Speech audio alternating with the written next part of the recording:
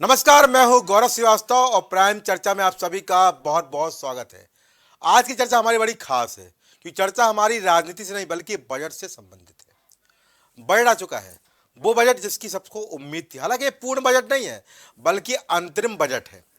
पर चूंकि जब भी बजट आता है तो जनता को खास उम्मीदें रहती हैं सरकार से, वित्त मंत्री से और व्यवस्थाओं से, जिसके लिए जनता इंतजार करती है कि इस बार बजट में हमारे लिए क्या कुछ खास आया है। हालांकि पूर्ण बजट है, कुछ खास तो यहाँ पर नहीं है, पर सरकार ने यहाँ पर अपनी कुछ नीतियों को स्पष्ट कर दिया है कि आने वाले समय में क्या कुछ और बेहतर हो सकता है। यहाँ पर जिस तरह से सौर ऊर्जा को लेकर, मध्यम वर्ग को लेकर और युवाओं को लेकर नीतियों की बात कही गई है, वो भी यहाँ पर अहम है। हम लगातार देखते चले आ रहे हैं कि प्रधानमंत्री आवास योजना के माध्यम से यहाँ पर तमाम तरह के कीर्तिमान स्थापित किए गए। पर अगर आवास की बात करें तो ये आवास अमूमन देखा गया कि निम्न वर्ग इसमें खास रुचि दिखाई है।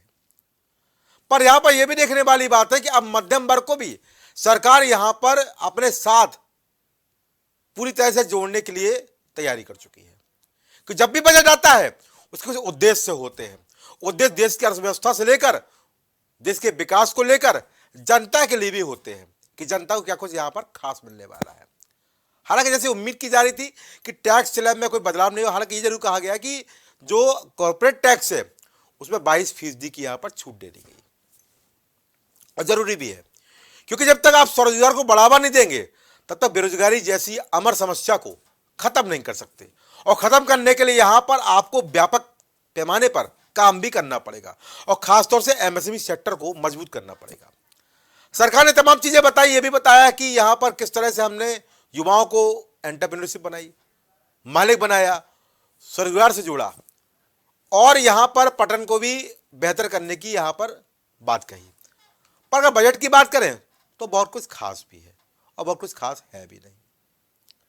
अपनी नीति बताना वो अलग बात है, पर यहां पर जिस तरह से मध्यम वर्ग को लेकर, सौर ऊर्जा को लेकर, लखपति दीदी योजना को लेकर जो बात कही गई है, निश्चित रूप से ये कुछ सुकून देने वाली है क्योंकि यहां पर अगर मध्यम वर्ग को आवास दिए जाएंगे, 2 से 3 करोड़ जो आवास है उसकी बात की गई है कि मध्यम वर्ग को ये आवास दी जाएंगे और मध्यम वर्ग आवासीय योजना के माध्यम से इनकी शुरुआत की जाएगी। इसके अलावा बात करें तो जो वर्ग है, जो गरीब वर्ग है, उसको लिए यहाँ पर 300 यूनिट तक बिजली मुफ्त की जाएगी। वो भी किस माध्यम से?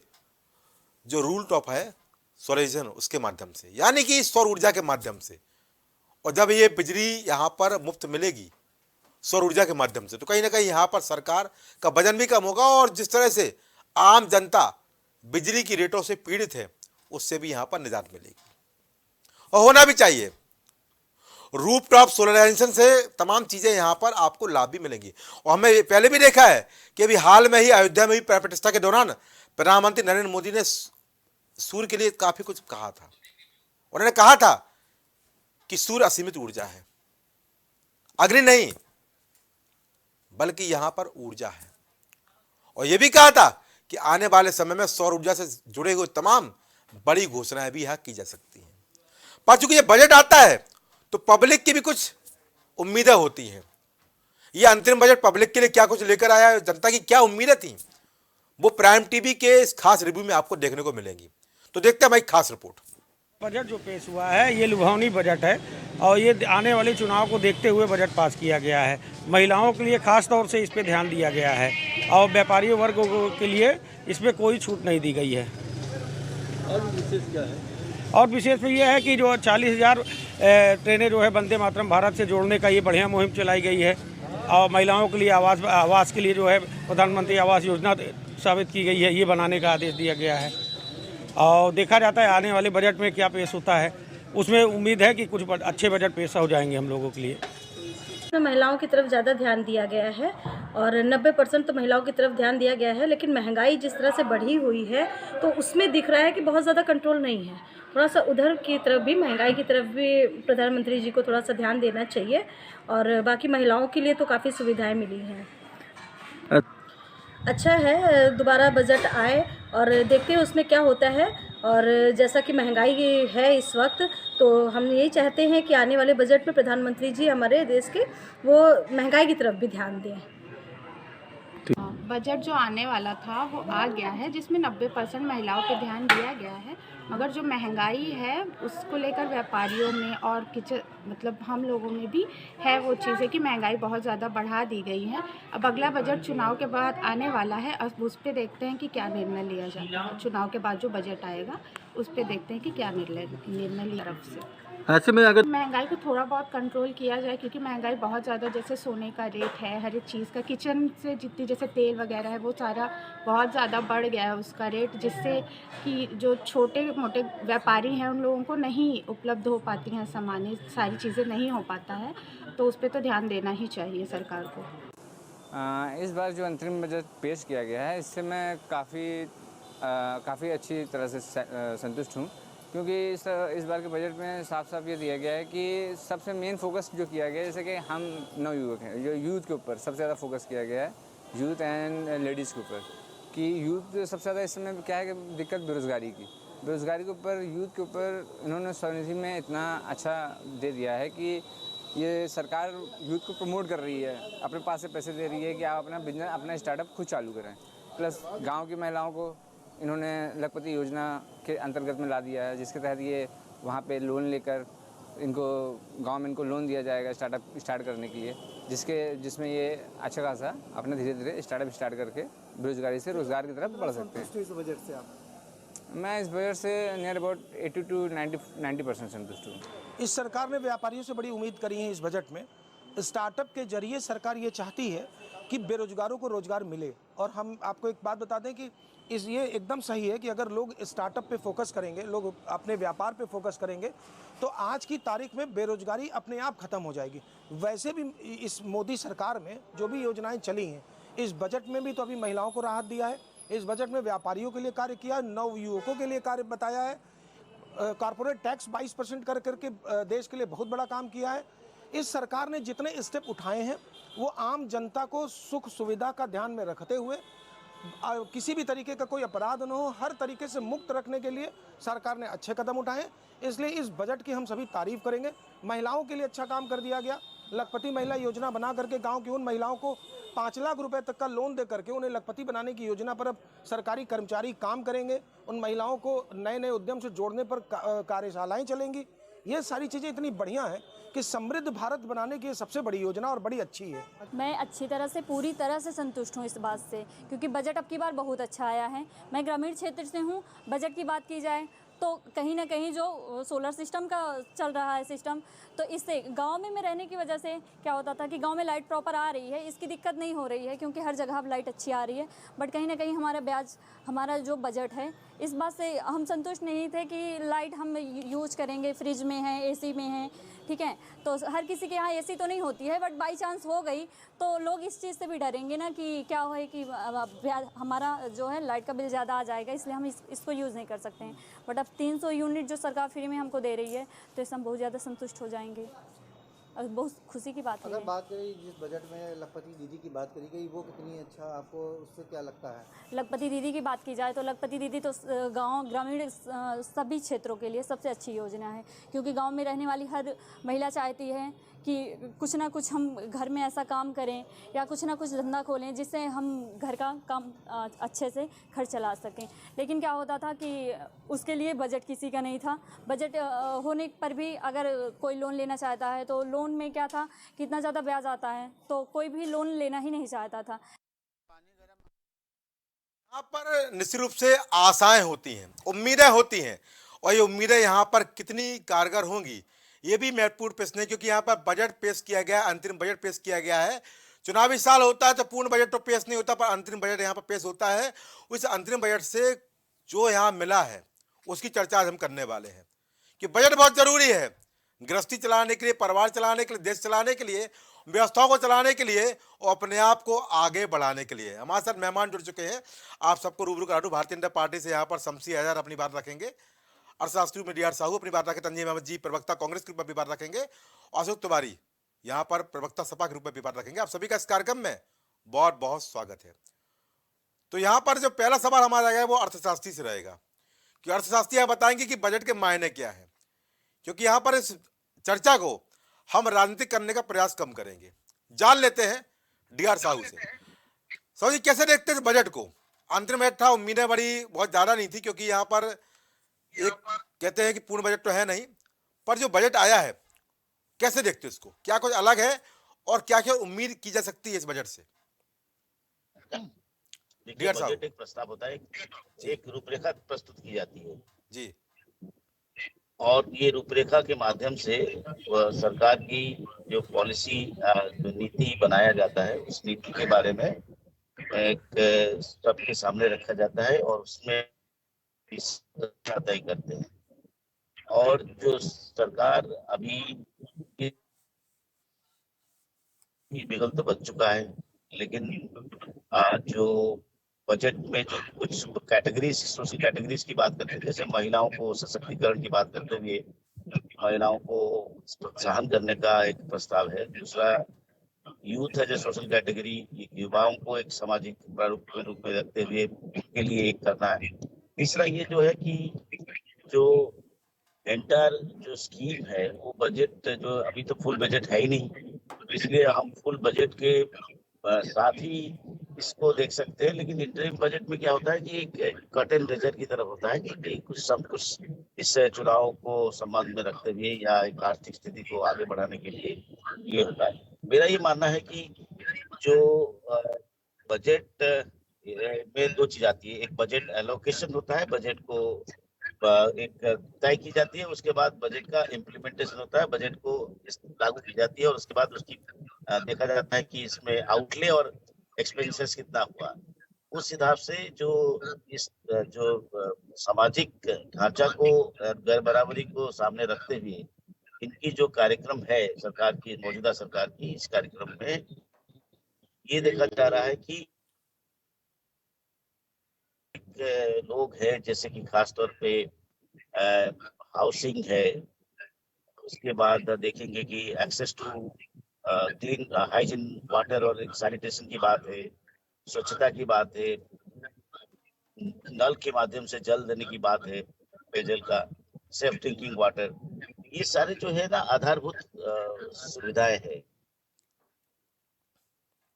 डियर साहब मेरा सवाल आपसे है, आपको लगता है कि यहाँ पर जिस तरह से हम शुरुआत से देखते चले आ रहे हैं कि रेलवे के क्षेत्र में बहुत कुछ यहाँ पर अलग करने की ज़रूरत है? क्योंकि हम लगातार हम ये भी देख रहे हैं कि प्रीमियम ट्रेनें चलाई जा रही हैं, तमाम ऐसी ट्रेनें हैं जिनका लगातार विकास किया जा रहा है, लगातार उनको यहाँ पर शुरू किया जा रहा है। पर अगर पैसेंजर ट्रेन की हम बात करें तो आम जनता के लिए तमाम तरह की तस्वीरें और वीडियो आपको देखने मिलते रहते होंगे जहाँ पर लोग देख रहे हैं किस तरह जानवर की तरह ट्रेन में जा रहे हैं, फंसे हुए हैं, परेशान हैं, क्योंकि सबको यहाँ यात्रा करनी है और ख़ासतौर पर जब त्यौहार का समय होता है तो व्यवस्था यहाँ पर खराब हो जाती है, पूरी तरह खराब हो जाती है। या फिर वेटिंग मिलती है या फिर आम आदमी को ज़्यादा पैसा खर्च करके जाना पड़ता है या फिर उस तरह जाना पड़ता है जिसके हम वीडियो वायरल होने की बात कर रहे हैं। तमाम तरह के वीडियो ऐसे आपको देखने को मिलते रहेंगे। पर खासतौर पे यहाँ ये भी देखने वाली बात है कि कोरोना के समय में भी हमने देखा है कि जब ट्रेन व्यवस्था को चलाया जा रहा था तो उतनी ही टिकटें यहाँ पर जारी की जाती थी जितने लोग यहाँ पर जाने चाहिए। तो रेलवे की व्यवस्था में यहाँ पर कुछ परिवर्तन की उम्मीद थी या कुछ अलग की उम्मीद थी? आपको लगता है कुछ ऐसा यहाँ पर उम्मीद हुई है अंतिम बजट में? डीआर साहू। हाँ, भारतीय रेलवे का जो इंफ्रास्ट्रक्चर है उसको आप यदि देखेंगे जी इस 75 साल में कुछ कुछ परिवर्तन हुआ है, लेकिन इस 75 साल में हमारी आबादी को देखेंगे वो डिस्प्रोपोर्शनेट है, अनुपात से बाहर है। तो जो सुविधाएं हैं उस सुविधाओं को यदि देखा जाए और उसके साथ आबादियों का जो संसाधन के दोनों को यदि तुलना किया जाए वो अनुपातिक नहीं है। और उसी की वजह से जैसे हम कहेंगे कि बहुत सारे ऐसी क्षेत्र है जहाँ पे रेलवे का डाइवर्सिफिकेशन, रेलवे लाइन पड़ रही है, सारी चीज हो रहा है, बट अभी भी ये काफी इनएडिक्वेट है। मतलब इतना भी इसमें हम कह सकते हैं कि बहुत सारे चुनौतियां हैं और उस चुनौतियों को जो एक विसल मार के तुरंत सोल्यूशन की तरफ नहीं जा सकते। जी एक रॉकेट साइंस नहीं है, जी तो उसके लिए समय लगता है और यार साहब रॉकेट समय साइंस के तो नहीं है लिए पर यहाँ पर काम तो करना पड़ेगा ना। बिल्कुल बिल्कुल आपकी बात सही है, रॉकेट साइंस नहीं है पर यहाँ पर रॉकेट साइंस के लिए अगर हम बात कर रहे हैं तो यहाँ पर जिस तरह से हम जो प्रीमियम ट्रेनें बढ़ा रहे हैं तो कुछ पैसेंजर ट्रेनों को बढ़ा सकता हो। खासतौर पर यहाँ पर आपको तमाम जगह पता होगा, अगर हम उत्तर प्रदेश की बात कर ले तमाम जगह लाइन ही नहीं है, अगर लाइन है तो उनकी स्थिति बहुत खराब है, फेरे बहुत कम है, तो वहाँ पर लोगों को जो स्थानीय ट्रांसपोर्ट है उसका उपयोग करना पड़ता है। वो आपको ही पता है कि परिवहन की व्यवस्था को सुधारे बिना विकास नहीं हो सकता है। तो यहाँ पर रॉकेट साइंस भले ना बनाए, पर यहाँ पर काम तो करना पड़ेगा और रेलवे को यहाँ पर आपको समझना ही पड़ेगा। दियार साहू जवाब दीजिए जी। एक तो रोड है तो और एक हवाई मार्ग है। ये तीन के लिए आपने देखा होगा हवाई मार्ग में अपने बहुत सारे एयरपोर्ट बन गए जी और रोड की यदि आप बात करें उस रोड की इंफ्रास्ट्रक्चर को जो उनके मंत्री है जी। गडकरी जी वो बहुत अच्छे से काम कर रहे जी। हैं, ये दिखने को मिल रहा है। इसी जी। तरह से इसी बीच में जो रेलवे के मंत्री बने हैं अश्विनी वैष्णव जी। एक ब्यूरोक्रेट है, उनको एक काम दिया गया है जी। और मेरे को लगता है कि यदि आप इसकी अश्विनी वैष्णव जी जब से ज्वाइन किए हैं उसके बाद जी। यदि आप ये रेलवे का यदि प्लानिंग वगैरह को देखेंगे जी। बहुत सारे प्लानिंग जी। आने लगा है जी। बट ये जो है ये इम्प्लीमेंटेशन की बात है तो इम्प्लीमेंटेशन इसको समय लगेगा जी। और उस समय के साथ हम ये बताना चाहते हैं कि भारतीय समाज की और खासकर के बहुत सारे ऐसे क्षेत्र है जहाँ पे पानी की सुविधाएं तो हो जा रहा है और सारी चीजें आ रही है, हाउसिंग भी हो जा रहा है और जैसे कि आपने देखा सैनिटेशन के लिए एक टॉयलेट एक आंदोलन की तरह चला जो उसको हम कहते हैं शौचालय की। बट ये जो आप कह रहे हैं ये बजट का ये तो बड़े मतलब इंटेंसिव है, बहुत सारे इसकी लागत है, उसके आधार पे ये कहा जा सकता है इसमें समय लगेगा। लेकिन ये बात सही है कि आपका जो यातायात के लिए जो रोड और उसके साथ रेलवे का है वो एक महत्वपूर्ण बात है जिसमें आने वाले समय में हम लोग देख रहे हैं कि काफी भीड़ खासतौर पे जो निम्न वर्ग के लोग हैं, जो साधारण वर्ग के लोग हैं, जो आपने कहा पैसेंजर के लाइन से पैसेंजर की बढ़ाई जाए। मुझे उनकी आवाज स्पष्ट नहीं आ पा रही, बोल तो बड़ा अच्छा रहे हैं पर मुझे उनकी आवाज नहीं आ रही, तो उनकी आवाज थोड़ी बढ़ाई जाए। मेरे ख्याल से स्काइप पे भी नहीं आए वो। डीआर साहू जी। जी डियार साहू जी। तो मैं ये कह रहा था कि इसमें जो बजट में एक प्रस्ताव रखा जाता है, योजनाएं बनाई जाती है और उसको इम्प्लीमेंट लागू किया जाता है।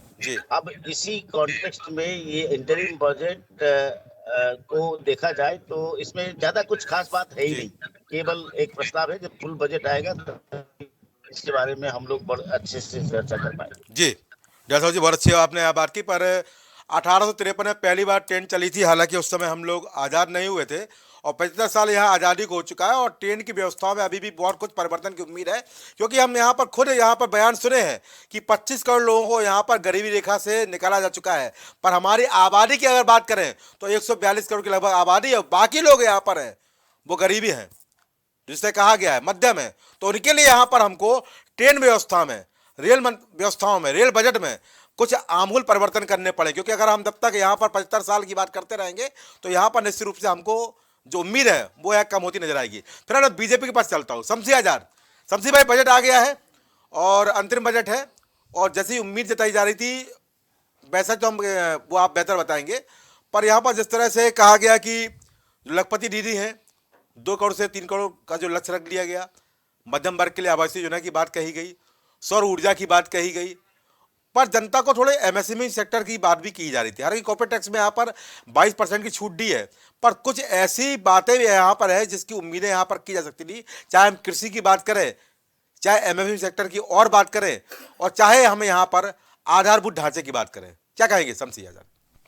धन्यवाद आपका और आपके चैनल के सभी दर्शकों को नमस्कार और बहुत बहुत बधाई कि भारतीय जनता पार्टी का एक और बजट, जिसको अंतरिम बजट कहा जाता है, 2024 चुनाव के ठीक पहले ये बजट पेश किया गया। जी पूर्ण बजट नहीं कहा जाएगा क्योंकि पूर्ण है नहीं, ये अंतरिम बजट इसको कहा जाएगा कि सरकार के जाने के कुछ साल चुनाव के कुछ महीनों पहले जी। तो इसमें भारतीय जनता पार्टी की सरकार ने और वित्त मंत्री ने पूरा ध्यान रखा है जनता का, अच्छा, कि इसका कोई भी असर 2024 के चुनाव में न पड़े। आपने देखा होगा कि टैक्सेस में कोई बहुत ज़्यादा बढ़ोतरी की नहीं गई है, किसी भी चीज़ को महंगा नहीं किया गया है और जनता के बीच में रहने का काम किया गया है, चाहे रेलवे के माध्यम से, चाहे एमएसएमई के माध्यम से, चाहे लखपति दीदी बनाने के माध्यम से, चाहे गरीबों को 25 करोड़ गरीबी रेखा के बाहर निकालने का उद्देश्य रहा हो जी।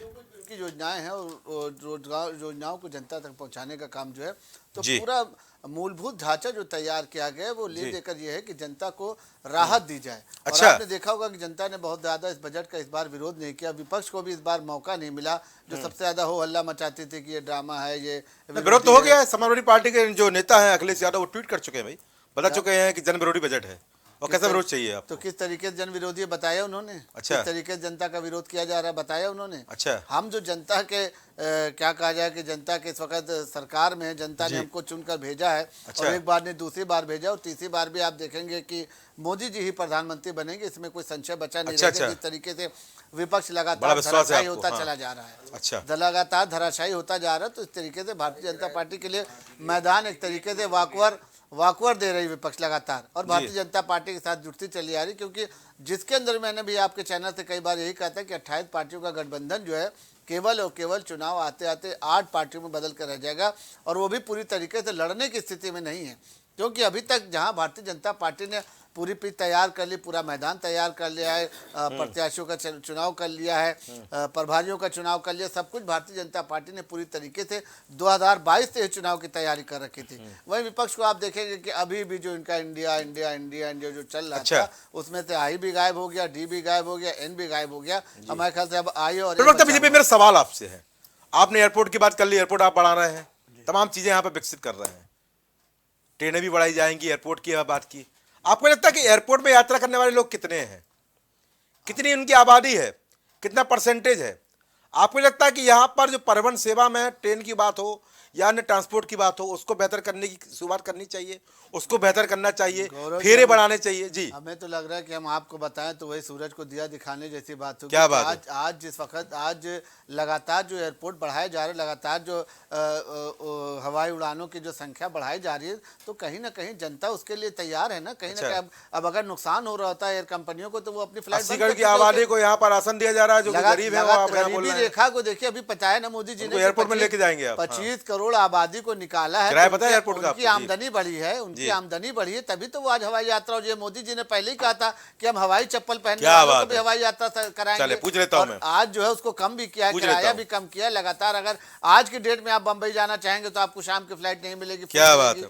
तो इससे तो यही लग रहा है ना। और गरीब जाना चाहेगा उसको क्या व्यवस्था करेंगे? दिल्ली जाना चाहेगा दिल्ली के लिए, गरीब जाना चाहेगा उसके लिए क्या कहेंगे भाई? सारी जगहों के लिए फ्लाइट है।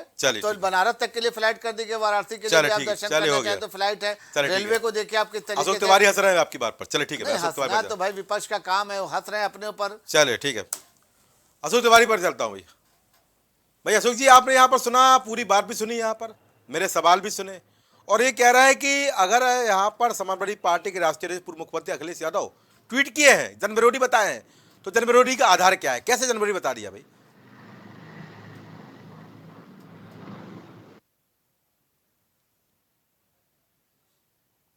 ये बहुत ही इसको कहा जाए तो निराशापूर्ण और नकारात्मक है, क्योंकि इसमें आम जन के लिए कुछ दिखाई नहीं दे रहा है। अच्छा। और जहाँ तक सच्चाई इस बात की है कि किस तरह से आज महंगाई का जो आलम है और बेरोजगारी का जो आलम है, वो कहीं से भी इसमें उसकी कोई चीज दिखाई नहीं पड़ रही है। अच्छा। कहीं से राहत दिखाई नहीं पड़ रहा है। सच्चाई है, रोजगार के लिए कुछ ऐसा दिखाई नहीं पड़ रहा है। सच्चाई है, देखेंगे आप कि विदेशी कर्ज 2014 में 55 लाख करोड़ का था, आज हालात ये है कि 175 लाख करोड़ से ऊपर हो गया है। अच्छा। तो IMF की चेतावनी भी आई है। सवाल इस बात का है कि आप डीजल और पेट्रोल और पेट्रोलियम को देख लें, क्रूड ऑयल से आप तुलना कर लें, तो आज से कहाँ तक है। तो इनका कोई मतलब रवैया जनता देख रही है कि महंगाई पे कोई लगाम नहीं है, और जो है कितना महंगा हो गया है डीजल पेट्रोल। अरे 2014 में भी पेट्रोल 100 रुपए लीटर बिक चुका भाई। 2014 से पहले ही पेट्रोल 100 रुपए लीटर बिक चुका है। आपने भी लिया होगा, मुझे भी याद है जी। अरे सब के तुलना पे आपका कोई भी जाकर के एक लेमैन देख ले, क्रूड ऑयल का रेशियो देख ले, तो आज कितना ज्यादा बोझ लाद दिया है, इसमें कोई छिपा हुआ नहीं है, नंबर 1। अच्छा। नंबर 2, आज हालात ये कहते हैं कर नहीं पाते। MOU की बात बहुत लंबा ढोल पीटा गया, लेकिन आज जमीन पे कोई रोजगार, कोई MOU उतरा हुआ दिखाई नहीं पड़ा, कहीं निवेश दिखाई नहीं पड़ा उत्तर प्रदेश के अंदर। अच्छा। या देश में भी आप देख लीजिए तो क्या हालत है। अच्छा। पूंजीपतियों का जिस तरह से कर्ज माफ हुआ है, किसानों को कर्ज देने की बात तो करते हैं बजट में। अच्छा। किसानों को कर्ज देने की बात करते हैं, लेकिन किसानों का कर्ज कहीं माफ हुआ? किसान किस तरह से आत्महत्या कर रहा है, यहाँ कानपुर में उसका चेक लेकर फाड़ के फेंक दिया भाजपा नेता ने। हालात ये है कि न तो उनकी कानून व्यवस्था सही है, न बजट सही है। अच्छा। अगर पिछला बजट आप देख लीजिए, उसमें से काफी कुछ धन खर्च ही नहीं हो पाया इनका। अच्छा। और सवाल इस बात का, विकास की बात करते हैं, विकास कैसे होगा जब बजट खर्च भी नहीं होगा ठीक से। अच्छा। उसका उपयोग नहीं होगा ठीक से। आज उत्तर प्रदेश की भी देख लीजिए, देश में स्वास्थ्य व्यवस्थाओं की हालत क्या है। अच्छा। आज ढोल पीटते हैं कि एम्स बने, एम्स में व्यवस्था क्या है, वहाँ पर अपॉइंटमेंट तक नहीं हुआ किसी विशेषज्ञों का। आज वहाँ की फैकल्टी चल नहीं पा रही है, और ढोल पीटते हैं कि एम्स बना दिए। इतनी बड़ी बड़ी बातें आपने कही, इतनी बड़ी कमी बताई और विपक्ष यहाँ पर शांत बैठा है, ये भी गौरतलब है। इसको गौरतलब करेंगे नहीं करेंगे? सच्चाई ये है कि हालात ये है कि अब दिखावे की राजनीति चल नहीं पाएगी, मुद्दों पर वोट पड़ने जा रहा है 2024 के चुनाव में, केंद्रीय चुनाव में। और इस ढीले ढाले इस कमजोर बजट का तो कुछ इसमें कहने लायक ही नहीं है। खाली लॉलीपॉप देने से थोड़ी कोई चीज सामने आ जाएगी। सवाल इस बात का है कि धरती पे उतर क्या रहा है, धरती पे तो कुछ उतर नहीं रहा। बेरोजगार चले तरीके से चलता हूँ कांग्रेस के पास, हो गया, उनका कोई प्रोत्साहन नहीं है। आज महिलाओं की पूछता स्तर नहीं है। आज स्वास्थ्य व्यवस्थाएं बदहाल है। आज जो है कहीं पर भी आप देख लीजिए ट्रैफिक की व्यवस्था की सड़क खुला घूम रहे हैं उत्तर प्रदेश के अंदर, कोई भी किसी को मार दे, जान माल का कोई ठीक है अशोक जी, हो गया। मैं तमजीर अहमद के पास चलूंगा। तमजीर भाई, आपने शमसी भाई को सुना, डीआर साहू को सुना, मुझे भी सुना, मेरे सवाल भी सुने, क्या कहेंगे बजट के बारे में? क्योंकि बीजेपी बता रही है विकसित बजट है, विकसित करने वाला बजट है, आगे बढ़ाने वाला बजट है, वो आम जनता के लिए बजट है। थोड़ा समीक्षा आप भी कर दीजिए, आम जनता तो आप भी है, भले प्रवक्ता कांग्रेस है। देखिए, जिस तरीके से ये बजट लाया गया, खैर इस बजट से भी पिछले 10 सालों के रवैये, पूर्ण बजट में इन्होंने कुछ नहीं किया, तो जाहिर सी बात है कि ये अंतर में क्या करेंगे, ये कहना चाहते हैं जी। अल्प बजट में क्या करेंगे, जाहिर सी बात है। हालांकि इसमें भी इन्होंने अपनी मानसिकता जाहिर कर दी। अगर आप इस बजट को अगर देखेंगे तो जो मानसिकता इनकी है इस देश के लिए, और जिस तरीके से हर साल की भांति इस साल भी इन्होंने देश के सबसे महत्वपूर्ण सेक्टर हेल्थ सेक्टर में इन्होंने बजट काट दिया, एग्रीकल्चर में इन्होंने बजट काट दिया, सोशल वेलफेयर की स्कीमों का बजट काट दिया, सबसे महत्वपूर्ण चीज एजुकेशन तक का बजट इन्होंने फिर से काट दिया। इनका जो नीति यही है कि अनपढ़ रहेगा भारत तो चुनेगा भाजपा को भारत। इनकी नीति यही है। इसी वजह से हर साल अगर आप देखेंगे तो एजुकेशन का बजट ये हर साल सुने नहीं होंगे ध्यान से। मैं बोला हूं कि इनकी जो नीति है जिसकी वजह से एजुकेशन का बजट कम करते जा रहे हैं हर साल, कि अनपढ़ रहेगा भारत तो चुनेगा भाजपा को भारत। तो ये जो बजट है, इनकी जो स्कीम है, पूरी तरीके से इस देश के अंदर और घोर निराशा पैदा करूंगा आपको जी। हाँ, ये शमशेर जी को रोकिए, इनकी आदत बहुत खराब है। यहाँ पे भी आप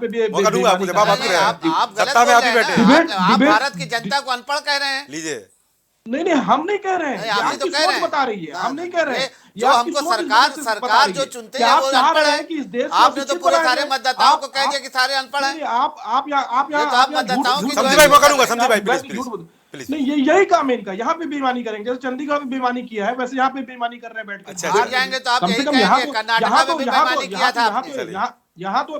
यहाँ तो अपने साक्षरता का परिचय दीजिए शमशेर जी, कम से कम यहाँ एक बेईमानी मत कीजिए डिबेट में बैठ के कम से बेईमानी मत कीजिए। आप हिस्सा का बोल चुके हैं, क्या आप यहाँ पे बेईमानी करेंगे? शांत रहिए। चंडीगढ़ की तरह यहाँ पे बेईमानी करें क्या? देखिए, आप ये एक बार फिर से लेके आए, जाहिर सी बात है एजुकेशन का बजट किस लिए काटा गया, इसका कोई जवाब है सरकार के पास? किस लिए एग्रीकल्चर का बजट काटा गया, इसका कोई जवाब है सरकार के पास? किस लिए हेल्थ सेक्टर का बजट काटा गया, इसका कोई जवाब है सरकार के पास? बिल्कुल। डिफेंस का बजट इन्होंने काट दिया, कोई जवाब है इनके पास? जवाब कुछ नहीं है। 2-4 वंदे भारत का टिकट पे लाइन लगवा के और वहां पे हरी झंडी दिखलाने से देश विकसित नहीं हो जाएगा। वो भी वंदे भारत, उसका जो किराया है, आप तो खुद सफर करते होंगे, मुझे पूरे यकीन है, उसका किराया आप समझ लीजिए कि एक आम आदमी उसको मैं समझता हूं वहां नहीं कर सकता उस किराए को जी। और किसी भी तरीके की सुविधा देने को तैयार नहीं है। ये पूरी तरीके से जिस तरह से पिछले 10 साल से ये बजट ये बता रहे हैं, एक और पूर्णता फेल बजट है। फिर आम आदमी के लिए इसमें क्या है भाई? कहीं किसी भी तरीके का रिबेट इन्होंने टैक्स सिस्टम में नहीं दिया, फिर किसी भी तरीके का इन्होंने महंगाई पे कम करने के लिए नहीं बोला। एक बात बताइए, सोलर मैं बहुत सुन रहा हूँ, पिछले 10 साल से तो प्रधानमंत्री जी सोलर कह रहे हैं, फिर से एक बार सोलर लेके चले आए। मतलब अपनी मार्केटिंग को रिपैकेजिंग करना शुरू कर दो। आज से ये सोलर का प्रोग्राम ही लोग चला के रखे हुए, सब्सिडी देंगे, ये देंगे, वो देंगे, ऐसा करेंगे, वैसा करेंगे। ये क्यों ड्रामा कर रहे हैं भाई? देश ड्रामा कर रहे हैं ये अमीरों, ये बजट कुल मिला के ये समझ लीजिए ये अमीरों के द्वारा अमीरों के लिए लाया गया बजट है और किसी के लिए ये बजट नहीं है। एयरपोर्ट बना रहे हैं, चलिए अच्छी बात है। आप एयरपोर्ट का किराया, आप फ्लाइट का आज देख लीजिए किराया, आपको दिल्ली से बंबई जाना है, आम आदमी गरीब आदमी कहां से जा पाएगा? 80 करोड़। अच्छा, अभी एक महत्वपूर्ण चीज में कह के बात खत्म करता हूँ। ये कह रहे हैं 25 करोड़ लोगों को हमने गरीबी रेखा से ऊपर ले आए। जी। अब यही बोलते हैं कि हम 80 करोड़ लोगों को राशन भी दे रहे हैं। जी। यानी कि 80 करोड़ लोग ये मान रहे हैं अपनी विफलता कि 80 करोड़ लोगों को हमने उस स्थिति में पहुंचा दिया है कि अगर सरकार 5 किलो राशन न दे तो अपनी जिंदगी नहीं जी सकते हैं। जी। और ऊपर से ये कह रहे हैं कि हमने 25 करोड़ को निकाल दिया है। तो जी। कितना झूठ बोलोगे भाई इस देश के साथ? ठीक है। इस देश के साथ झूठ कितना बोलोगे? ठीक है। ये तो कहीं तो जाके रुकोगे। और इंस्टीट्यूशन की बात कर रहे हैं, एम्स एक बनाया था, मैं मदुरई में एक एम्स बनाया था, आज तक उसकी दीवारें नहीं खड़ी हुई। प्रधानमंत्री जी बोल के आए कि हमने एम्स बना दिया है, गृह मंत्री जी बोल के आए हमने एम्स तो बना दिया। तमजीर तो भाई आज यहाँ पर दीवारें तक इतनी नहीं नजर चीजें आ रही। विपक्ष उठा रहा है, अशोक तिवारी ने भी बताया, आपने बताया, जब इतनी कमियां यहाँ पर है तो यहाँ विपक्ष क्या कर रहा है? साथ क्यों बैठा हुआ है? नहीं, विपक्ष किसी ने रोका है क्या कर रहा क्या? देखिए, इस चीज चुनावी में- यात्रा नहीं देखिए, करते थोड़ी रहेंगे आप नाइंसाफ- अब मैं इसका जवाब देता हूँ। बोल थोड़ी लीजिए। नाइंसाफी हो जाती है। चुनावी यात्रा में थोड़ी संघर्ष कर नाइंसाफ- लेते? नहीं जी। नहीं, मैं बोल रहा हूँ ना, मैं बोल जी, रहा बोलिए। हूँ। राहुल गांधी जी सड़कों पे आपको दिखलाई नहीं पड़ रहे हैं, इन्हीं सारे मुद्दों के खिलाफ तो वो सड़क पे चल रहे अच्छा। हैं। अब आप लोग उनका बाइकाट कर देंगे अगर उनकी यात्रा का, तो हम लोग क्या अरे भाई करें? हमने कौन सा बैकआउट कर दिया? आप तो मीडिया पे आप आए। नहीं, अब आप बताइए, आपसे मुराद ये नहीं है मेरी, आपसे मुराद आप पर्सनल मत लीजिए, जी। लेकिन बाई एंड लार्ज मीडिया ने राहुल जी की यात्रा को बाइकाट कर रखा है। अच्छा। और फिर आप लोग सवाल भी हमसे पूछते हैं कि आप लोग कर क्या रहे हो। भाई राहुल जी सड़क पे 6600 किलोमीटर की यात्रा फिर से निकले हुए हैं। तमजीर भाई इन्हीं सब मुद्दों सवाल के खिलाफ पूछूंगा, सड़कों पे इसलिए पूछूंगा आज- नहीं, कि चुनाव सवाल के समय पूछिए, यात्राएं सवाल नहीं होती पूछिए। हैं, चुनाव के नहीं, समय चुनाव यात्रा के समय लेके आएंगे तो अच्छा, सवाल ये पूछिएगा। बताइए, अच्छा, और नहीं, और एक हम बात बताइए, मैं ऐसा जब- खबर जब- ना भी मैं सवाल पूछूंगा। चुनावी यात्रा है नहीं, भारत आपकी, जोड़ो चुनावी भारत यात्रा है जोड़ो आपकी, यात्रा- आप सत्य नहीं, कर दिए चुनावी भारत यात्रा जोड़ो- नहीं है। बोलिए, मैं जवाब देता हूँ, बता दीजिए। जवाब ले लीजिए ना, बोल जवाब दीजिए। ले लीजिए, जवाब ले लीजिए। भारत जोड़ो यात्रा में कौन सा चुनाव था? अच्छा। और हमारे देश के अंदर तो चुनावी व्यवस्था ऐसी शानदार है कि हर एक साल में चुनाव है। अच्छा। तो जाहिर सी बात है, या तो आप मानिए कि हम हर समय चुनाव के लिए यात्रा कर रहे हैं, चलिए अच्छा। चुनाव के लिए भी यात्रा कर रहे हैं। चलिए। हमारा काम क्या है? जनता के मुद्दों को उठाना हमारा काम है। हम उस जी। मुद्दों के लिए सड़क पे चले आप हो गया, उन मुद्दों को चले हो गया, उठाइए, चले हो गया, हमें ठीक है। छोड़ दीजिए। तमजीर भाई दोबारा आऊंगा आपके पास, फिलहाल एक रुकते छोटे से ब्रेक के लिए, फिर इस चर्चा को दोबारा शुरू करेंगे। कुछ भाव पुष्प। आप देख रहे हैं प्राइम टीवी, सच साहस सरोकार। अगर आप करना चाहते हैं अपने बिजनेस को प्रमोट, तो इसके लिए आपको चाहिए होगा एक सपोर्ट। बेहतर स्क्रिप्ट, शानदार ग्राफिक्स, बेहतर विजुअल, दिखाएंगे कमाल, जानकारी पहुंचेगी जन जन तक, आपका काम करेगा धमाल। इन सभी चीजों के लिए अब ना हो परेशान। Brand promotion, motion designing and video editing, 2D और 3D animation, television telecasting, social media works, script writing जैसे कामों के लिए आज ही कांटेक्ट करें 9267925186 पर। इसी के साथ ही आप हमें जीमेल भी कर सकते हैं vikasproduction.gfx@gmail.com पर। प्रधानमंत्री श्री नरेंद्र मोदी का संकल्प है कि देश का हर नागरिक पोषित, सशक्त और समर्थ बने। जब पूरा विश्व इस सदी की सबसे बड़ी महामारी कोविड-19 से जूझ रहा था, उस दौरान प्रधानमंत्री श्री नरेंद्र मोदी जी के नेतृत्व में भारत सरकार ने प्रधानमंत्री गरीब कल्याण अन्न योजना का संचालन कर देश के गरीबों की खाद्य सुरक्षा सुनिश्चित की। इसी संवेदनशीलता को जारी रखते हुए आज 80 करोड़ से भी ज्यादा लोगों को मुफ्त अनाज दिया जा रहा है। सभी को अनाज, पोषित समाज।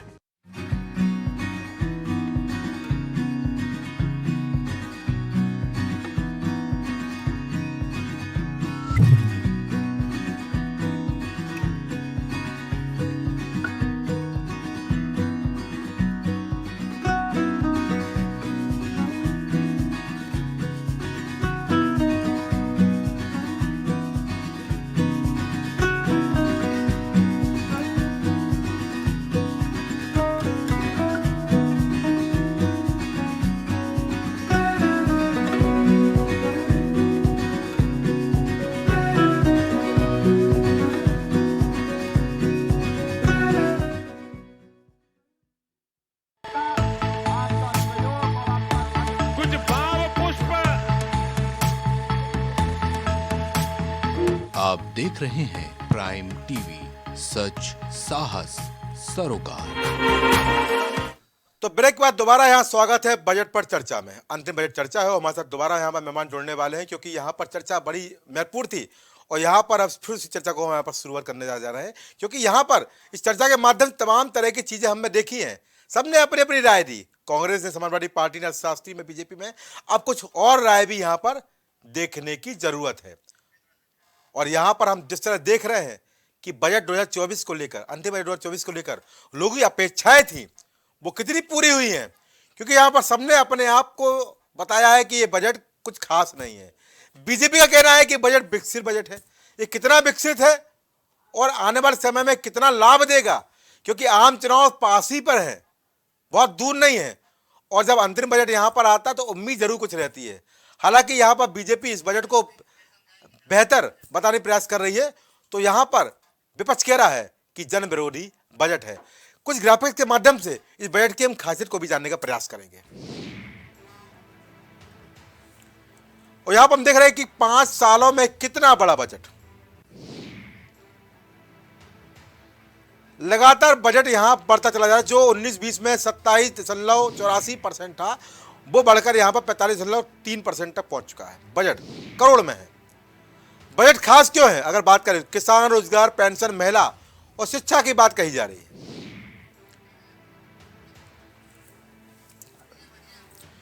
तो निश्चित रूप से यहाँ पर बजट को लेकर जो उम्मीदें थी वो यहाँ पर देखने को आ रही हैं, और यहाँ पर जिस तरह से निर्मला सीतारमण ने अपना पिटारा खोला है, उस पिटारे को बीजेपी बेहतर बता रही है। तो यहाँ पर जो विपक्ष है वो बता रहा है कि इस बार का जो बजट है वो जन विरोधी है। चर्चा में हमारे साथ फिर मेहमान सारे जुड़ चुके हैं, और यहाँ पर हम बात करने जा रहे हैं तारा सिंह बिष्ट से, क्योंकि यहाँ पर तारा सिंह बिष्ट जी किसान नेता हैं, और बीजेपी हमेशा किसानों की बात कहती है कि हमने किसानों के लिए बहुत कुछ कहा है, किया भी है।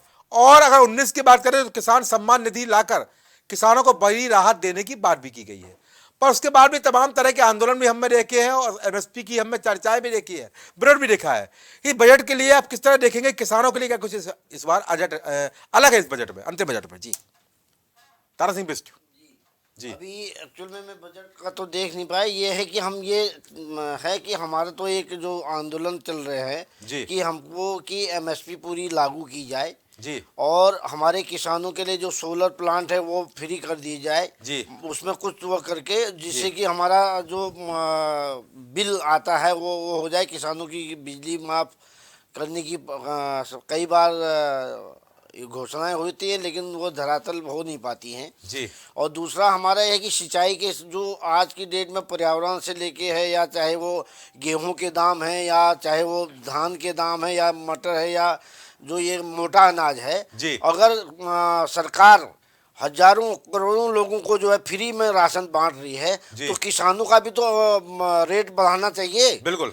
जब एक छोटी सी पानी बोतल बनाने वाला 20 रुपए की पानी बोतल उसकी बेच रही है, उसकी लागत 2 रुपये आती है, एक पानी की बोतल बनाने वाले को और कंपनी वाले को या फैक्ट्री मालिक को अपनी चीज की वो मूल्य निर्धारित करने का अधिकार है। तो किसानों को क्यों नहीं है? किसानों को भी मूल्य इसका निर्धारित करने के लिए किसान की जो मेहनत है, किसान की कोई वो नहीं दिनचर्या नहीं। सुबह बेचारा 4 बजे उठ जाएगा, रात के 12 बजे तक फुर्सत नहीं पाएगा जी। और उसकी अगर आमदनी लगाई जाए, उस हिसाब से लगाई जाए, तो किसान आप अरबों खरबों रुपया बड़े बड़े उद्योगपतियों का उसमें डाल देते हैं, वो क्या एमएसपी क्या होता है उसमें डाल देते हैं जी। और इस तरह की चीज़ें हैं। तो किसानों का भी मूल्य बढ़ा दीजिए। हम कर सिंचाई में हमको असुविधाएं होती है, हम कर 4 जैसी चतुर्भुज योजना ये रोडों की बन रही है, उसी तरह से आप पूरे नदियों को भी जोड़ के। तो कुल मिलाकर बजट से आपको क्या उम्मीद थी? बजट यहाँ पर आपके लिए आया है, किसानों के लिए आया है, क्या कहेंगे बजट पर? अभी मैं इसको पूरी तरह देख नहीं पाया, मैं कहीं था, तो बजट अभी मैं देखूंगा, फिर इस पर जो है अब बजट जो भी होगा किसानों के उसमें पिछली बार से कुछ बढ़ोतरी तो इसमें दिखती, क्योंकि ये बजट पूर्णकालिक तो है नहीं जी। अब ये है कि सरकार में कुछ चीज़ें तो हुई हैं, लेकिन हम आशा करते हैं कि कुछ चीज़ें और जो है इसमें बेहतर हों, और हमारे किसानों के जो मोटा अनाज के लिए प्रोत्साहन करना, और जैसे डीजल पेट्रोल को करने के लिए ये वो चल रही है योजना, उसके लिए भी प्रोत्साहित किसानों को करें। बहुत काम बाकी है अभी। ठीक है, मैं शमसी आपके पास चलूंगा। शमसी भाई, आप नाराज हो गए थे तंजीर अहमद की बात पर, आप जवाब दे सकते हैं, क्योंकि अब यहाँ पर आपको बोलना है और बाकी मेहमानों को भी लेंगे। तमकीन अहमद जी को शायद ये नहीं पता कि भारतीय राष्ट्रीय साक्षरता का जो आंकड़ा शायद इनके पास नहीं है, और इन्होंने ये बिल्कुल कह दिया कि रहेगा इंडिया अनपढ़ तभी चुनेगा भारतीय जनता पार्टी को।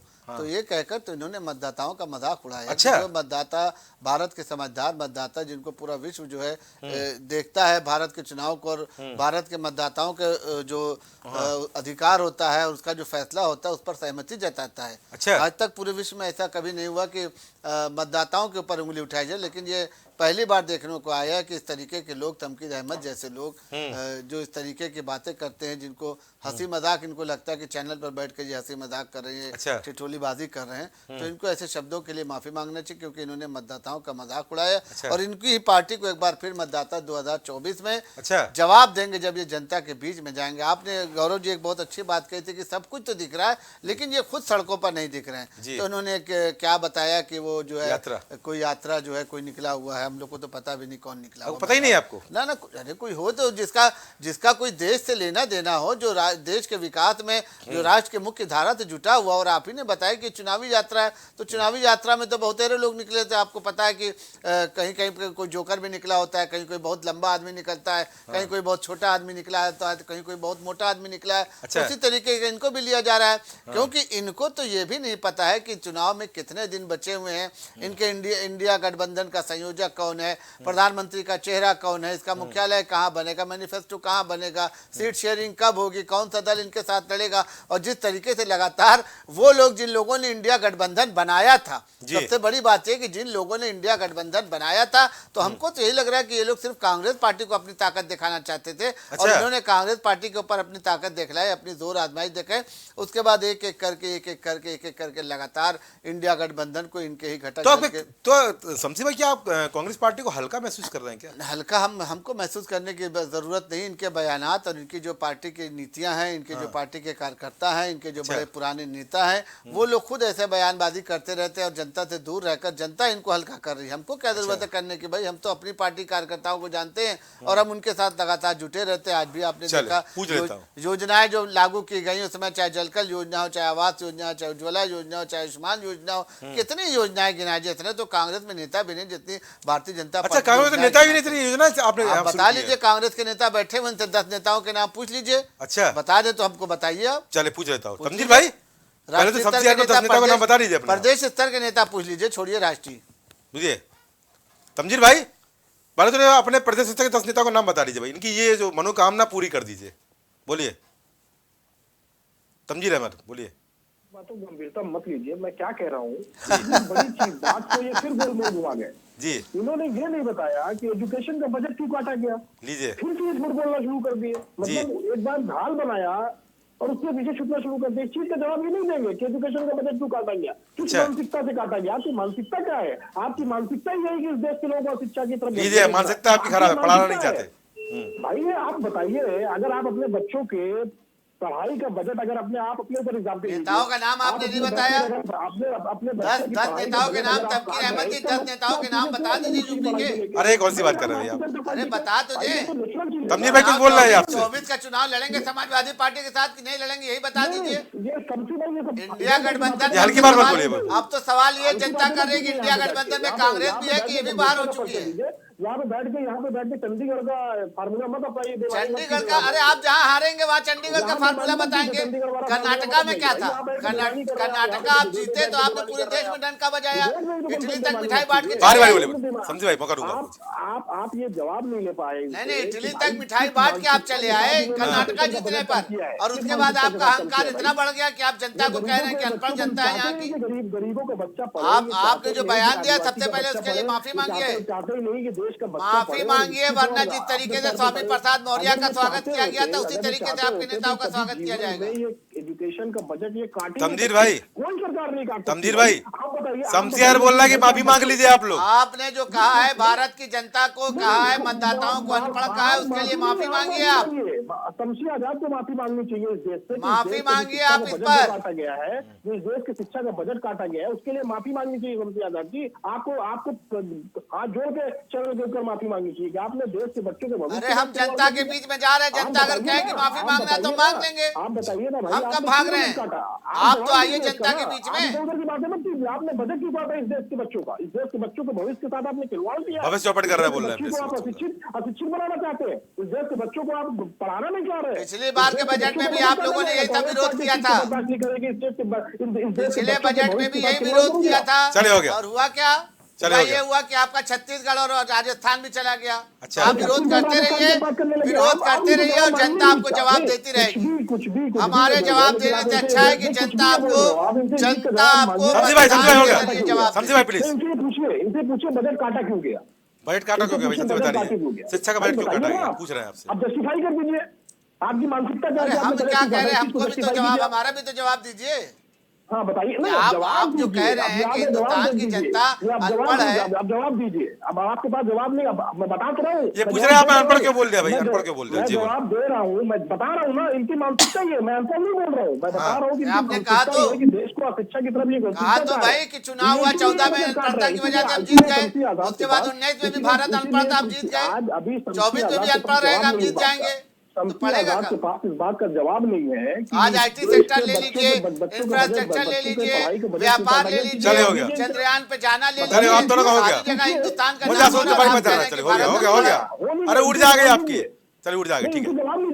अशोक तिवारी बोलेंगे हो गया। तमजीत भाई हो गया आपका। नहीं अशोक तिवारी बोलेंगे हो गया। भारत का जवाब लेता हूँ आप वही जो लकीर आप लोग लगातार मत बोले। डिबेट खराब मत करिए। पूछता हूँ। अरे आप भी तो हम भी तो पूछे जवाब। चलो ठीक है हो गया। समझी भाई प्लीज। अशोक तिवारी बोले। अशोक भाई आप मुस्कुरा रहे थे लंबे समय से। क्या हो गया भाई? ऐसी कौन सी बात कर दी समाजवादी पार्टी प्रवक्ता ने और बीजेपी प्रवक्ता ने? क्या मुस्कुरा गए भाई? कांग्रेस के प्रवक्ता पे मुस्कुरा रहे हैं। अच्छा जी। अशोक तिवारी जी रूप से आपके चैनल के माध्यम से बताना चाहता हूँ जी कि भारतीय जनता पार्टी के प्रवक्ता महोदय कुछ भी कह रहे हो, अति अहंकार में हो या अति विश्वास में हो, ये उनकी अपनी बात है। अच्छा। लेकिन सच्चाई है कि भाजपा का जो सर्वोच्च नेतृत्व है वो इस समय बिल्कुल डरा हुआ है। डर गया है। बिल्कुल घबराहट में है। इस समय जो है हमारे राष्ट्रीय अध्यक्ष माननीय अखिलेश यादव जी ने जिस तरह से पीडीए का आह्वान किया है और पूरे देश का पीडीए यानी कि पिछड़ा, दलित, अल्पसंख्यक, इंडिया गठबंधन से बाहर हो गए, अगड़े, आदिवासी, इंडिया गठबंधन से बाहर हो गए, पीडीए पे चलेंगे। अरे बोलने दो यार। अरे बोलने कह दो। पहले आप बताइए इंडिया में है कि पीडीए में? खुद कौन सा फार्मूला लागू करेंगे? मैं नहीं बोलूंगा फिर। अगर ये बोलने नहीं देंगे मैं नहीं बोलूंगा। देखिए मुझे बोलने का सब्जी भाई प्लीज आप इसमें बोलिए। अशोक जी अपनी बात पूरी करिए। इसमें टोके ना। इसमें बोलिए। अपनी बात रख रहा हूँ। आप जवाब दीजिएगा आगे चल करके। बोलिए अशोक भाई बात पूरी करिए। देश के ये है कि इस समय पीडीए आंदोलित है। इस समय पीडीए पूरे देश का आंदोलित है। जिस तरह पिछड़ों का, दलितों का हक मारा गया है जिस तरह पूरे देश के अंदर, उत्तर प्रदेश के अंदर, उससे आंदोलन हो गया है। आंदोलित है पूरा। हमारे राष्ट्रीय अध्यक्ष जी के माननीय अखिलेश यादव जी के नेतृत्व में पूरा पीडीए आंदोलित है। पीडीए में आता है पिछड़ा, दलित, अल्पसंख्यक, आदि आबादी, आदिवासी, अगड़े सभी लोग आते हैं। महंगाई किसको नहीं मार रही है? किसको मार रही है महंगाई? महंगाई की मार से सभी लोग पीड़ित हैं। बेरोजगारी कहाँ नहीं है? पूरे देश में बेरोजगारी। सुनने का मादा रखो। क्या परेशान हो? बिल्कुल सुनने का मादा रखो। बेरोजगारी खा रही है पूरे देश को। एकदम से आंदोलन में है युवा। महिलाओं की सुरक्षा नहीं मिल पा रही है। किसान आत्महत्या करने को मजबूर है। आमदनी दोगुनी करने का वादा किया गया था। दोगुना किया गया क्या? कोई कहे थे कि आमदनी दोगुना हुआ है? कोई कहे दे, चैनल बोल दे, कोई बोल दे, आम आदमी कोई भी बोल दे, भाजपा का प्रवक्ता बोल दे, आज दोगुनी हो गई आमदनी। किसानों की आत्महत्या करने को मजबूर है। आज हालात ये है पूरा देश त्राही कर रहा है इस समय। किसी का कुछ नहीं किया गया। खाली पूंजीपतियों का लोन माफ किया गया। किसानों का कर्जा पूछता हूँ अशोक भाई, पूछता हूँ कर्जा दे रहे हो, माफ नहीं कर रहे हो। पूछता हूँ सच्चाई ये है। मैं अब बिल्कुल आहिस्ता पूछ रहा हूँ। मेरे सवाल का जवाब चाहिए कि बजट में कहाँ से आज स्वास्थ्य अलग है, आज शिक्षा, स्वास्थ्य जो कि सबसे अधिक ध्यान देना चाहिए। आज 5 किलो अनाज पर देश को निर्भर कर दिया 80 करोड़ आबादी को। कहते हैं 13 लाख करोड़, 13 लाख लोग जो है गरीबी रेखा से बाहर आ गए, कभी 25 लाख कहते हैं। इस तरह झूठ और अफवाह फैलाने से काम चलेगा। आज अगर गरीबी रेखा में नहीं है तो 80 करोड़ को क्यों देना पड़ रहा है अनाज? ठीक है जवाब नहीं इनके पास। पूछता हूँ सब कुछ पूछता हूँ अशोक भाई, पूछता हूँ सवाल इस बात का। अशोक तिवारी पूछता हूँ। हो गया ट्राई कर रही जनता, टीआर साहब के पास जाऊंगा। जनता भाजपा को पटखनी देने जा रही है। 80 की 80 सीटें उत्तर प्रदेश में भाजपा हारने जा रही है और देश से विदाई होने जा रही है।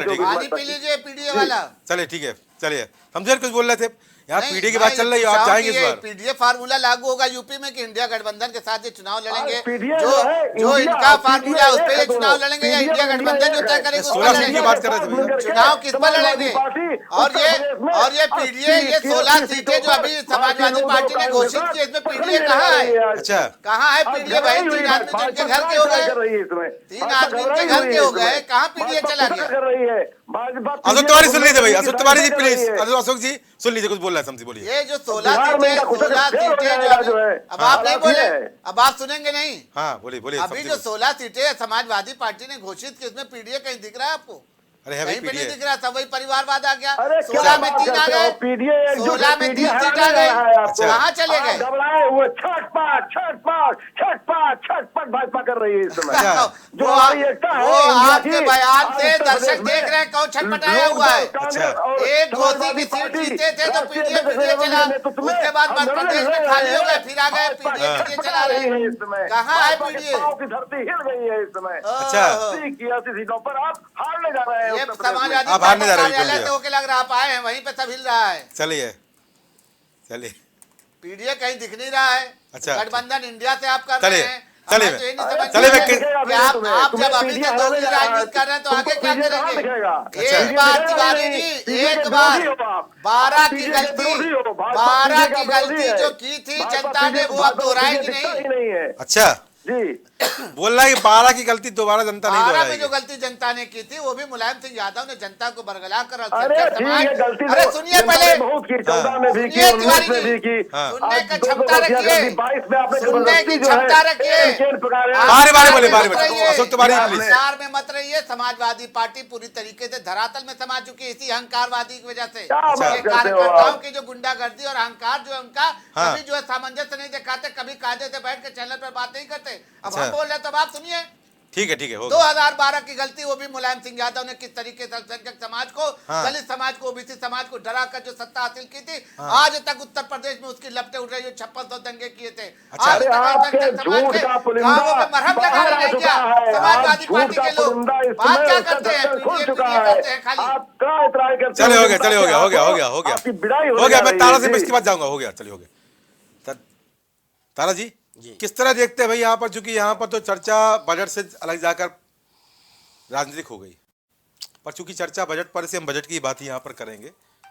आपको मुताबिक ये किसानों के लिए बहुत कुछ बड़ी घोषणाएं नहीं हुई हैं, पर आपको नहीं लगता है कि अब किसानों को भी बेहतर करने की दिशा में कुछ बड़े आयाम प्रस्तुत करने होंगे, कुछ बड़े यहाँ पर फैसले लेने पड़ेंगे? क्योंकि जिस तरह से आपने एक बोतल की बात कही, पानी की बात कही, आपने कहा कि एमएसपी पर यहाँ पर मंथन होना चाहिए और निश्चित रूप से एमएसपी यहाँ पर निर्धारित करने का अधिकार किसानों को होना चाहिए। क्या कहेंगे जी?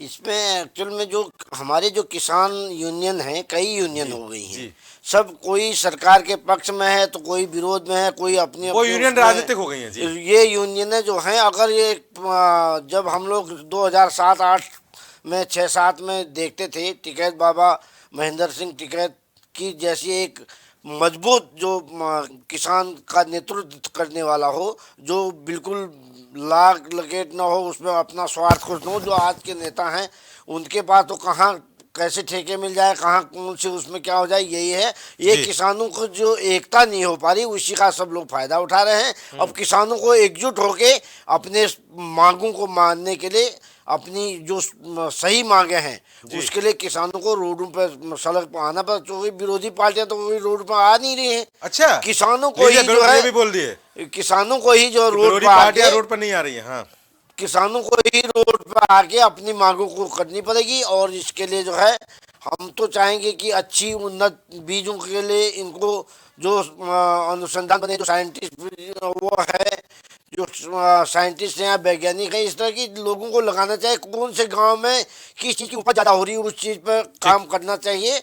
और हमारी जो हम पहले भी कहते आए कि किसानों के, अगर आप चाहते हैं सुविधा जब किसान को मिलेगी, वो भी अपना जो है खुली मेहनत से काम करेगा। जैसे मोदी जी ने जो नारा दिया था, गरीब, युवा और जो है नारी शक्ति और किसान जी, इस पर दिया था। तो किसानी में जो है, हम कहते हैं कि किसान तो है ही है जी। और किसान के अलावा जो नारी शक्ति है हमारी है, वो सबसे ज्यादा किसानी में वो रहती है, वो भागीदार रहती है जी। अगर ये कर रहे हैं तो इसके लिए एक बेहतर करना पड़ेगा। ये नहीं कि नारी का जैसे अभी महिला आरक्षण बिल उन्होंने पेश किया या पास करवा दिया उसको, लेकिन उसमें भी होगा क्या?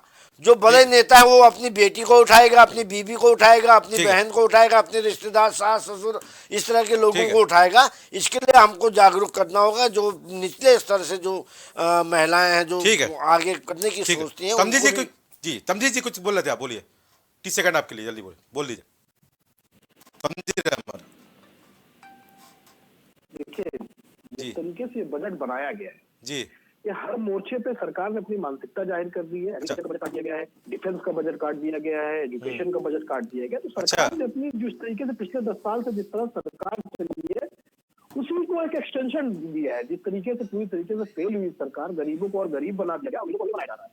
तो जाहिर सी बात है उसी नीति को और एक्सटेंशन दिया है। और जाहिर सी बात है हर साल की तरह बजट पूरी तरीके से फेल है। गरीब विरोधी है, महिला विरोधी है, दलित विरोधी है और पूरी तरीके से इस देश के आम जन पे इसका बोझ बजट का पड़ने वाला है। और गरीबी और गरीब हो जाएगा और अमीर और अमीर हो जाएगा। चले ठीक है। आप सभी का इस चर्चा में जुड़ने के लिए बहुत धन्यवाद। तो चर्चा यहाँ पर बजट पर भी यहाँ पर जिस तरह से चर्चा सामने आई है, जमकर एक दूसरे पर आक्षेप लगाए गए। आने वाला समय चुनाव का है और चुनाव में यहाँ पर सरकार भी बनेगी। वो सरकार किसकी बनेगी वो फिलहाल भविष्य के गर्भ में निहित है। पर यहाँ पर बजट के माध्यम से तमाम तरह के आयाम स्थापित किए गए हैं। सभी वर्गों को यहाँ पर कुछ ना कुछ व्यवस्था की गई है। पर सबसे बड़ी व्यवस्था यहाँ पर यह भी है कि व्यवस्थाओं को क्रियान्वित करने के साथ साथ उसकी पूरी समीक्षा भी यहाँ पर जरूरी है। बेहतर तरीके से यहाँ पर जब चीज़ें होंगी तो यहाँ पर निश्चित रूप से आने वाला समय में बेहतर विकास का आयाम भी प्रस्तुत होगा। कीर्तिमान भी बनेंगे, इतिहास भी बनेगा। पर यहाँ सबसे महत्वपूर्ण बात यहाँ पर यह है कि आम जनता के लिए बहुत कुछ खास करना पड़ेगा, क्योंकि न जाने अभी भी कितनी आबादी है जो गरीबी रेखा के नीचे है। 25 करोड़ लोगों को भले ही गरीबी रेखा से ऊपर लेके आ गए हैं, पर बहुत बड़ी आबादी आज भी गरीब है। उसको यहाँ पर आगे लेके आना ये सबसे बड़ा प्रश्न भी है और सबसे बड़ी चुनौती भी है। तो आज की चर्चा में इतना ही। नमस्कार। कुछ भाव पुष्प। आप देख रहे हैं प्राइम टीवी, सच साहस सरोकार। प्रधानमंत्री श्री नरेंद्र मोदी का संकल्प है कि देश का हर नागरिक पोषित, सशक्त और समर्थ बने। जब पूरा विश्व इस सदी की सबसे बड़ी महामारी कोविड-19 से जूझ रहा था, उस दौरान प्रधानमंत्री श्री नरेंद्र मोदी जी के नेतृत्व में भारत सरकार ने प्रधानमंत्री गरीब कल्याण अन्न योजना का संचालन कर देश के गरीबों की खाद्य सुरक्षा सुनिश्चित की। इसी संवेदनशीलता को जारी रखते हुए आज 80 करोड़ से भी ज्यादा लोगों को मुफ्त अनाज दिया जा रहा है। सभी को अनाज, पोषित समाज। अगर आप करना चाहते हैं अपने बिजनेस को प्रमोट, तो इसके लिए आपको चाहिए होगा एक सपोर्ट। बेहतर स्क्रिप्ट, शानदार ग्राफिक्स, बेहतर विजुअल, दिखाएंगे कमाल, जानकारी पहुंचेगी जन जन तक, आपका काम करेगा धमाल। इन सभी चीजों के लिए अब ना हो परेशान। Brand promotion, motion designing and video editing, 2D और 3D animation, television telecasting, social media works, script writing जैसे कामों के लिए आज ही कांटेक्ट करें 9267925186 पर। इसी के साथ ही आप हमें जीमेल भी कर सकते हैं vikasproduction.gfx@gmail.com पर।